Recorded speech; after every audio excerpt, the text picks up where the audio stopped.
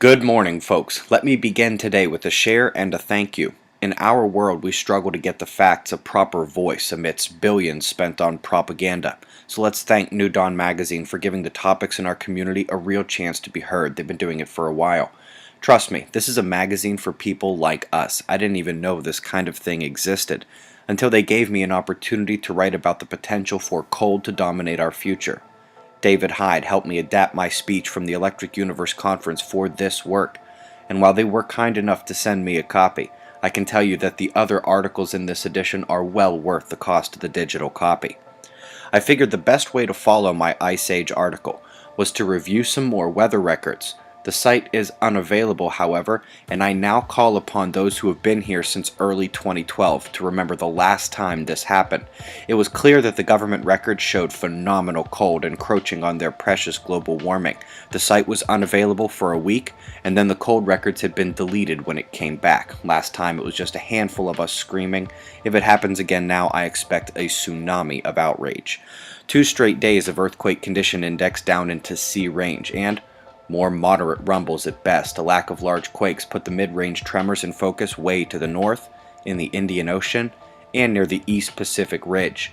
Often precedes South and Central American upticks there. Uyen candidate number 6 has become the first typhoon of 2014. It is only a concern for the West Pacific Islands as it will not make it to Japan, but for those on the islands, it will be terrible. To the south of that, we're watching the convergence line right over top Tasmania at the moment. That's the rainmaker and potential for a stronger storm. Again, no major storm systems in Europe, just a lot of smaller systems. High winds here, downpour there, snow up in Finland, middle of the road in general. Same can't be said for the United States. We've put our focus here in the morning and evening news, and unfortunately people have lost their lives in the tornadoes and severe weather dropped by this system. So for the 3rd day in a row, local residents in the watch zone, please ignore no warnings or sirens. Proactively check conditions and your local forecasts. Keep your families safe. Flight 422 arriving from the Solar Grand Minimum will be taxiing to gate E1 at any moment. Barely getting out of B range here as the sunspots lack magnetic power. The top points of focus are incoming on the southern hemisphere. The umbral cores, though, appear to have zero magnetic complexity at this time, with complete separation appearing to rule the regions. They've failed to produce any flaring since becoming visible on the incoming limb. In the rare case that they should indeed flare today, Earth is at a very low polar radiation danger.